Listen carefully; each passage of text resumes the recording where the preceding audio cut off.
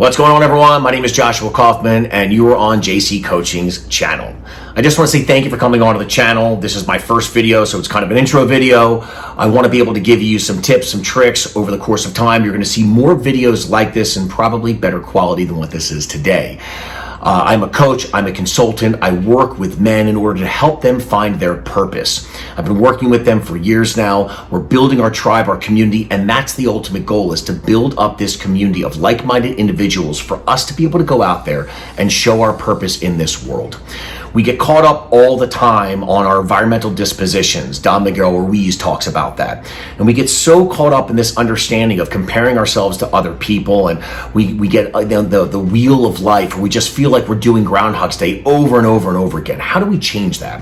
What do we do in order to be able to build a systematic approach for our life to move in the direction that we want? And that's what I do with my coaching. It's a synergistic approach. For today, I'm going to give you 5 tips in order for you to be able to have more self-confidence and also have a better understanding of who you are. So without further ado, let's get into all 5. Number 1, understand and accept yourself. I know, it seems pretty redundant, right? But the truth is, we need to recognize and understand who we are. We have to be honest with ourselves and have a self-evaluation, good and bad. Who exactly are you? What is exactly your favorite thing about yourself, and what don't you really care for yourself? What do you believe that are your good traits and are your bad traits? And why are you acting, or why do you believe that you do the things that you do? Right, so we better have a better understanding of who we are. When we dive deeper into knowing what might determine the direction that we go and why we choose different things, we can start making better decisions. We can build ourselves up to start focusing on specific areas in order for us to have better habits that we can start creating. See, self-acceptance will start to come naturally when you have a better idea of who you are. We have to have and pull away. It's like an onion. You got to peel it away to really recognize all of the inner workings of who we are. Until you recognize that, you're not going to have forward progress. So you have to get a better understanding of who you are. You have to have a real, true, honest conversation with yourself. Forget anyone else being in the room. Just talk to yourself. Write it down. Have a real, in-depth look at who you are, good and bad. Number 2, stop comparing yourself to other people. We live in a world that is so caught up with the bullshit of social media that we can't really recognize our own beauty of who we are. I heard a quote many years ago where a gentleman said that we are not human beings having a spiritual experience. We are spirits having a human experience. When you recognize and you think about things like that, you are uniquely designed. What you bring to the table is so important, because guess what? There is no one else like you in this world. So it is really necessary to stop comparing yourself to other people. That is not to say that we don't look at other people and look at their successes and want to challenge us, but we don't want to become them. We are our own unique individual. We can still strive for success and strive for greatness and look to them as a way to push ourselves, but in no way should we ever want to become them. This is what social media has done. Things like Instagram and Facebook has allowed us to want to live vicariously through their lives and then become jealous of what they might have. We don't know what they've done in order to get to where they need to get to. What we do know is what we can control. What is it that we can control within ourselves? We can control what we do. So don't worry and compare yourself to other people. It's not worth it. It's bullshit. Number 3, you have to be willing to face your fears. Got to face your fears. What are the biggest things that you're afraid of? What are the things that's stopping you from having success?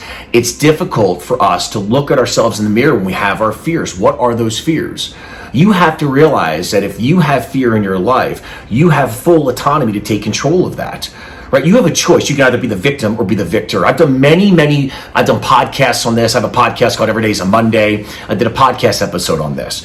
Being a victim or a victor, it's a choice. At the end of the day, if we want to play the role of the victim based upon what our environment has dished us or life has given to us, then there's nothing we can do to change it, right? Then we just turn around and we say things like, well, this is just the cards that I've been dealt. That's bullshit. How about the cards that we've been dealt? We have the responsibility to play the right hand. So if we can change our mindset, change our perception to recognizing that we are in full control, then we become victors, right? You have full autonomy to change your life and move in the direction that you want to go. Martin Seligman, who teaches about positive psychology, specifically talks about the reason why we stay depressed in the future, why we look at things being bad in the future, is because we're not happy with where we are now. Thus, we believe that that is the way our future is going to be. If we can wrap our minds around this understanding that we can change right now, right? Every passing moment is a chance to turn it all around. You have the autonomy to start changing things in your life. So please make sure that you're doing that. Get control of your fears. Number 4, your community. You need to recognize the individuals that you're surrounding yourself with. You are a byproduct. We are a byproduct of the top 5 people we surround ourselves with. So are they negative? Are they positive? How are they impacting you? Are they supporting you? Are they there for you? Are they rallying? Are they coaching you? Are they pushing you to drive further? Do they have the same success mindset? Right? Like, what is their mindset like? Are they constantly negative? Are they bitching? Are they complaining? Are they talking about how terrible life is? That is like a disease. It's like cancer, and it'll seep its way into your own mindset and cause you to start having a negative perception of life. Are they takers or are they givers? Do you have a mutual relationship, or are they constantly taking from you? And if they are, then you need to reevaluate your friends. Because if you're surrounding yourself with negative individuals, I promise you, your life will become negative. This is what ends up happening.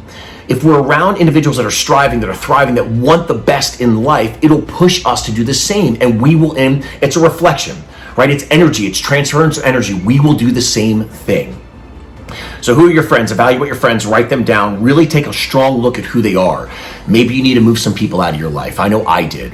And I'm telling you all these things because I had to apply them in my own personal life as well. This wasn't like something I just started coming up with, right? These are actionable measures that I took in my own life through a systematic approach so I could find my own personal success. And these are the things that I work with my clients. Number 5, and ultimately I believe the foundation of all of this, self-love. You have to have self-love, unconditional love for who you are. Good, bad, and different, doesn't matter. You have to learn to have self-love for who you are. You can never recognize or love what it's like to care about someone else if you don't love yourself. With all of my clients, we do a journaling technique, and it's called gratitude, reflection, application. Gratitude is based on us finding things that we can be grateful for right now. We can all find something that we can be grateful for today. It allows us to start our day in a mindset of being happy for just being blessed with being alive. For me, it doesn't have to be grandiose. For me, I do cups of coffee, like a cup of coffee. My dogs, right? Being able to listen to music first thing in the morning. The fact that I'm able to go to the gym first. All these things I look at as things that I'm grateful for. Write it down in your journal. Write what you're grateful for. Gratitude. Reflection. Let's look back at yesterday and what are the things that we did that were maybe better, we could have done a better job at, right? We need to reflect on those things and say, okay, these are the areas of opportunities that I want to do better at, right? But let's also look at micro wins. What did we do yesterday that we're proud of ourselves? We need to make sure that we have a balance in our life, right? So we want to reflect on yesterday in order to be able to have opportunities, good and bad, that we can start moving forward today. That's where the application process comes in. So gratitude, reflection, then application. The application is us being able to put it all together and apply it. And how are we going to apply it? It is incumbent upon you, me, to be able to take actionable measures to start applying the things that we're doing in our life in order to start creating better habits for ourselves. This will start moving forward with self-love. If we have self-love, we can start to really recognize our own truth, our own power. And we realize that all this comes from one place, from within. So if you like the top 5 that I just gave you, the suggestions that I gave you in order to have self-confidence and self-acceptance, please subscribe, like, follow me on social media, spread the word, let's build the tribe. Stay tuned for the next video, keep on clicking and pass the love on. And as I say on all of my social media and to all my clients, and I'll keep doing it here as well, get up, get after it.